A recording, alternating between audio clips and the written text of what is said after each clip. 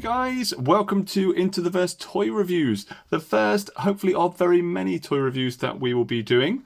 And as you can see, we are going to be starting off with an absolute belter. Well, three belters in this case. There is a fourth, and we're just going to be reviewing these three here. And that is the Madballs figures from Premium DNA. Their first figures that they've released. There are a few more lines that they've got on pre-order that should be making their way to stores and to homes over the rest of the year. But we're going to have a quick look at these guys. We'll first have a very quick look at the packaging. I'm not going to show you too much of that because there are already reviews online of these guys. And then we're going to have a quick look at each of these three. Not going to look at Bruce Brother today, just simply because we don't have one out of the packaging. So we'll look at these three guys and then give you our overall verdict at the end. Right, let's have a quick look at the packaging. So we're going to have a quick look first of all at the slip cover that it comes in. So this is the outer packaging. So as you can see, we've got that lovely bright green box with the purple and pink and green Madballs logo there. Very iconic. It's quite a large box. We've got the official logo up here as well. You can see the artwork on there of some of the different characters. Some that we already have released, some that we do not. And then inside that comes this lovely, very reflective packaging here with the name of the figure at the bottom. And the modular action figures. And this is obviously for Splitting Hechache. And on the side, the four figures from the Wave. As I said, we're going to be looking at Splitting Hechache, Orbus and Hornhead today. And there's a better look at them there, with the accessories, which we'll be looking at, and then some amazing artwork. I absolutely love this 90s sort of skate art that they use. I really like this packaging because the main thing is I feel like they haven't gone too crazy with it, not like some of the other brands who seem to put a lot of the budget into packaging. It's very simple. Open up, just got clamshell with a couple of different layers of things in it. Nothing too over the top, and I feel like they've spent the money elsewhere. As we will see in just a second. Okay, there is the packaging. We'll have a closer look at the figures. Okay, so we're going to start with many people's favourite, and that is Hornhead here. So you can see there's tons of detail. I'm going to start off by looking at visuals to start off with. So you can see his majority of him is sort of purpley, some darker tones, some lighter tones. Got some grey kind of shading going on here. Some lovely stitching on his backside there. Some more on his leg. More on his arm. Very cool. The paint apps are amazing. We've got a lot of matte here. We've got in the mouth lots of shiny gloss sections, and on the toenails there you can see. So they've really used the paint very, very well. And the horn has got some shading there. Tons and tons of detail. Very, very cool. Another scar at the top of his head there. Back of his head too there, in fact. Three there, in fact. So it's a Hornhead. Let's put him back there. And then we're going to have a look at my personal favourite. That's Splitting Hechache. So again, lots of matte paint where it's needed, like the bones here, but then also this amazing gooey ooze that's coming out of his neck there, and the join between the flesh and the bones. Tons of detail. All the sort of warts and bumps and cracks and crevices and things. More of that glossy paint here. And that face, absolutely amazing. This is the bit that sells it for me, I think. I love sort of skeletons and skulls and things, so this really screams out to me. More cuts and scars and scabs and staples in his head. So there he is. And then another favourite of many. Certainly one of my favourite. In fact, all three of these are possibly my favourite of all the Madballs. So they've started really with some amazing figures. So again, this has got a little bit more of a gloss to it because a lot of it is that exposed muscle tissue.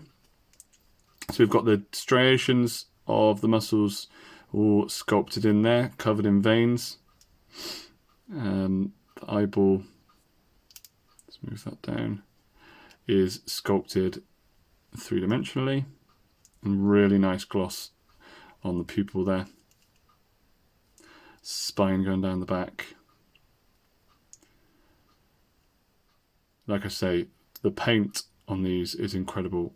And one thing I will mention about all three of them is that, unlike many lines these days, I haven't really noticed any QC issues in terms of paint.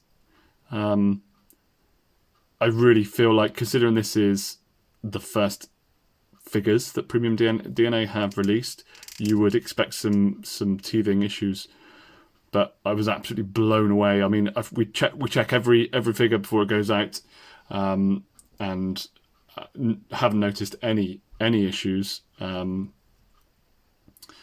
Please feel free to correct me on that, but I mean, we haven't seen any, so that's amazing. So I'm going to quickly go over articulation. I'm going to take this out of his hand. They're all the same, so I'll just go over one. So we've got head left and right, can go all the way around. There isn't really, and there's a tiny bit of wiggle, but not very much. I know this is one of the things that Premier DNA were working hard to try and improve. They actually went back to the manufacturing process, I believe, to change the neck peg to try and give a little bit more articulation. But I think it's just the nature of these. There isn't very much, unfortunately. You can see they all have the same kind of size and shape head, so it's the same for all three. And then we have shoulders, which come up to there. Spin all the way around, obviously.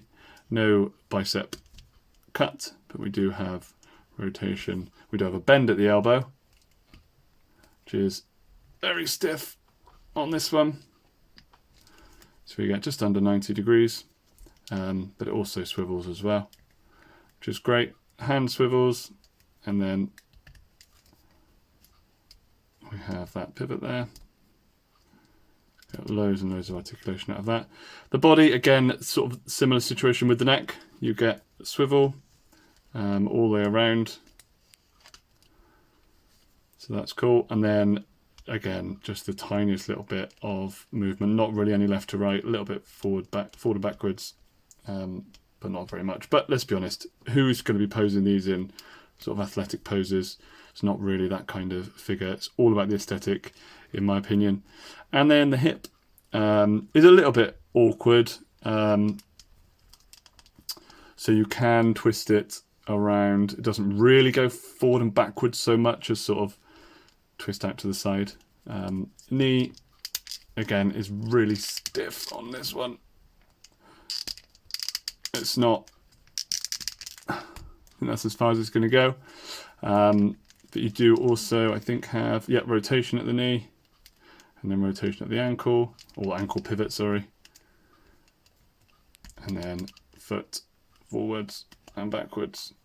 But again, it's plenty.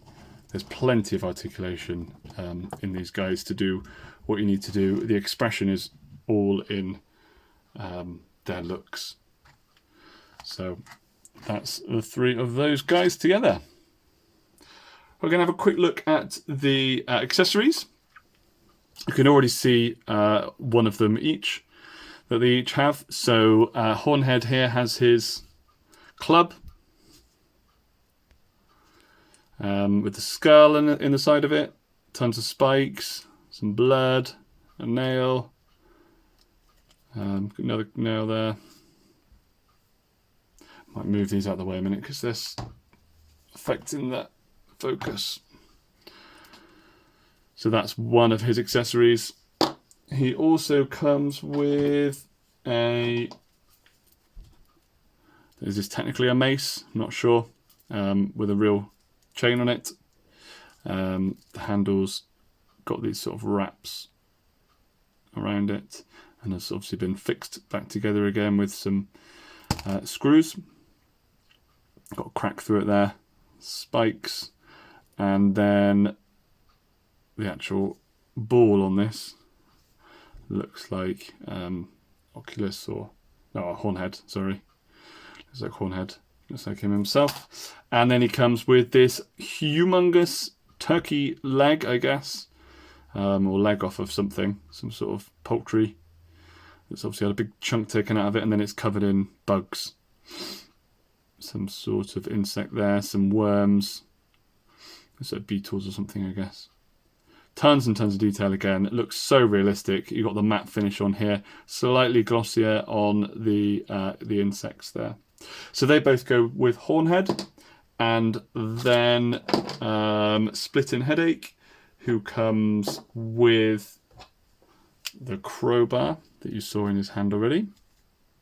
So this crowbar got the lovely sort of slightly metallic, dull metallic finish to that.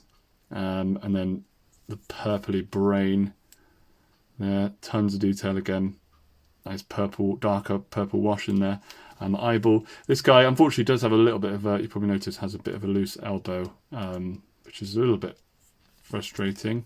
It's the only thing, talking of QC issues, the only, although I've just pushed it back in again and it's fine, look. I think it had just come a bit loose, actually.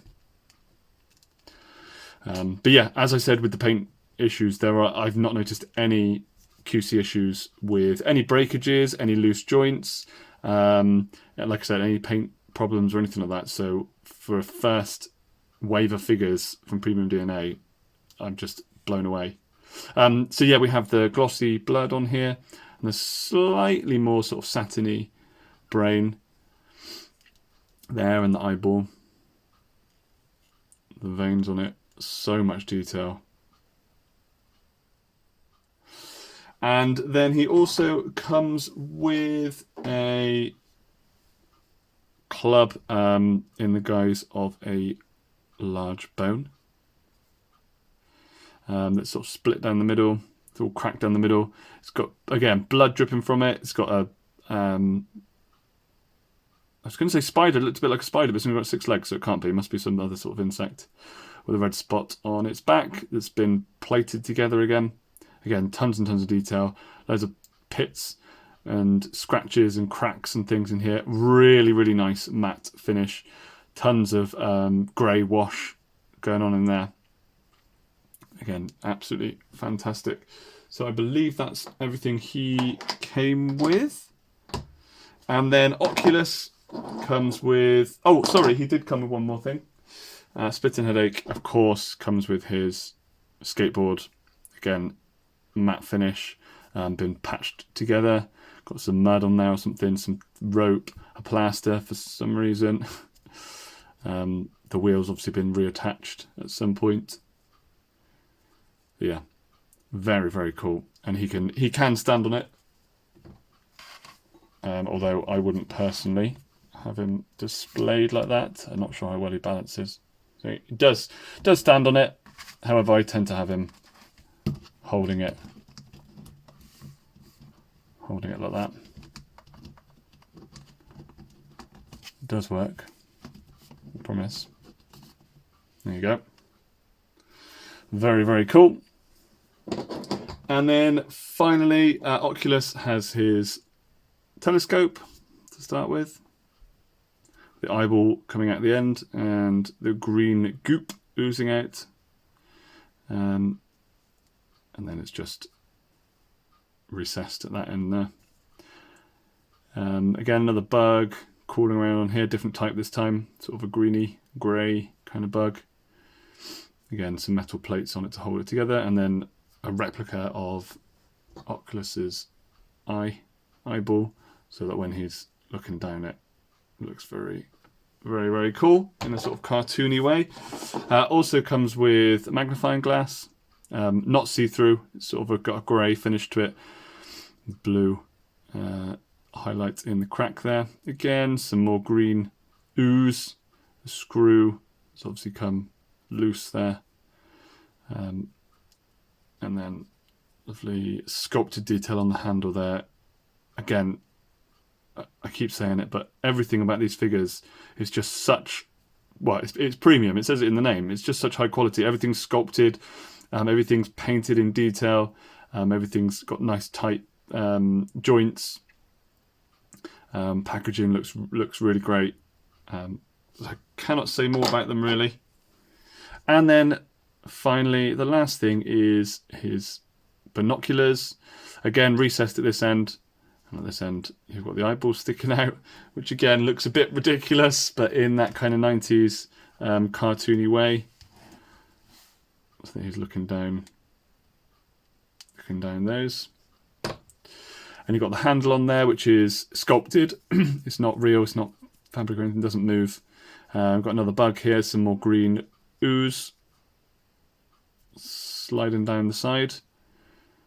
And yeah, just again, another really nice finish. Very matte finish here. Lots of pits and divots and things. And then some gloss on the eyeballs there. And on the ooze. And on the back of the bug. Again, a different bug here. Although that has 8 legs by the looks of it, so perhaps that's an insect. Anyway. Shan't be debating the difference between insects and spiders. There you go, so that's the last of those accessories. So we're going to have one quick last look at those figures and give our final verdict. Okay, so final opinion on these 3 figures, plus the 4th Bruise Brother, is that they are absolutely incredible figures. One thing I should say is they do also come with a wide array of different hands in various different gestures. I didn't show you those because you can probably imagine they're just variation on a theme. We've got gripping hands, we've got open hands, we've got fist hands, we've got pointed fingers. If you want to see more of those, I'm sure there's lots of pictures online where you can find them.